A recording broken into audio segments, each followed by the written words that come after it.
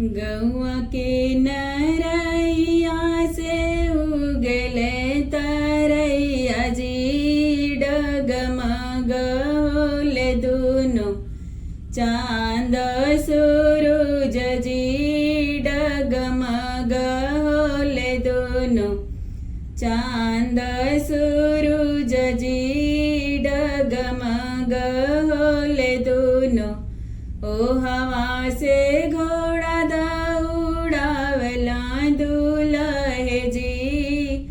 आई घोड़ा ठाड़ भैला ससुर दुआर जी आई घोड़ा ठाड़ भैला ससुर दुआर जी आई घोड़ा ठाड़ भैला घर में से निकलेला बेटी का पापा जी कवने जरूरत बाबू आइला ससुरार जी कवने जरूरत बाबू आइला इतना भोर जी कवने जरूरत बाबू तुहरे आंगनवा ससुरो फूलवा गुलाब जी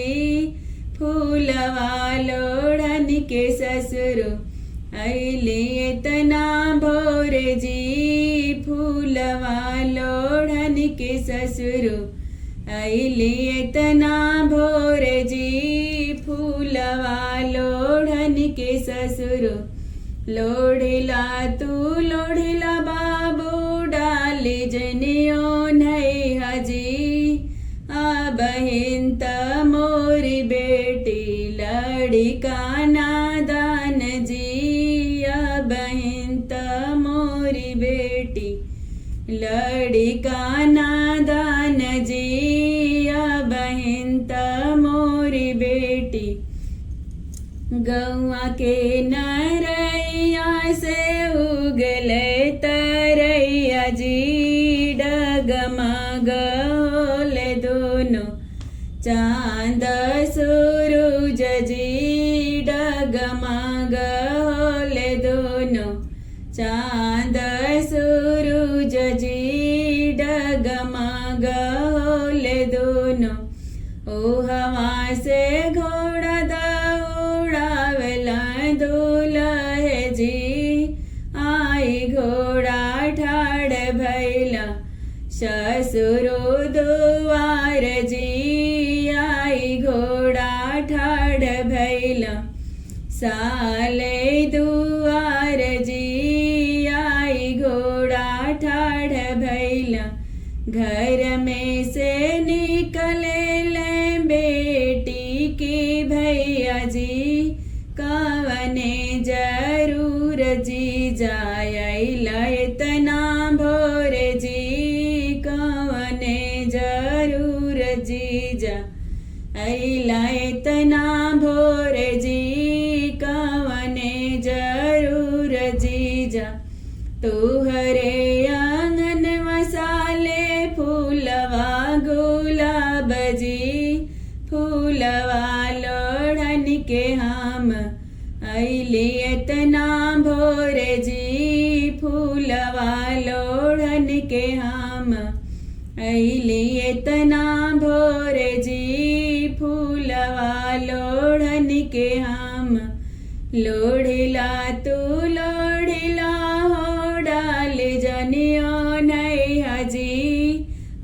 बहिन त मोरी दीदी लड़ी का नादान जी बहिन त मोरी दीदी लड़ी का नादान जी बहिन त मोरी दीदी गौआ के नरैया से उगले तरैया जी डगमग होले दोनों चांद सूरज जी डगमग होले दोनों चांद सूरज जी डगमग होले दोनों नदिया किनारवा बाजल बाजला किसकी बारात आई, किसको हर ले जाए जी, किसकी बारात आई, किसको हर ले जाए जी, किसकी बारात आई। नदिया किनारवा बाजन एक बाजला, तू हरी बारात आई, तुझको ले जाए तू हरी बारात आई, तुझको हर ले जाए जी, तू हरी बारात आई। हमारी बारात आई हमको हर ले जाए जी, पिजड़े भीतर पापा ले हाथ छुपाई जी, पिजड़े भीतर पापा ले हाथ छुपाई जी, पिजड़े भीतर पापा। ओ हवा का लोग बेटी चतुर चालाक जी, पिंजड़े पिंजड़े सहित बेटी, तुझको हर ले जाए जी, पिंजड़े सहित बेटी। नदिया किनारवा बाजन एक बाजला, किसकी बारात आई, किसको हर ले जाए जी, किसकी बारात आई, किसको हर ले जाए जी, किसकी बारात आई। नदिया किनारवा बहिना बाजन एक बाजला, तू हरी बारात आई, तुझको हर ले जाए जी, तू हरी बारात आई, तुझको हर ले जाए जी, तू हरी बारात आई। हमारी बारात आई हमको हर ले जाए जी, पिंजड़े भीतर भैया ले हाथ छुपाई जी,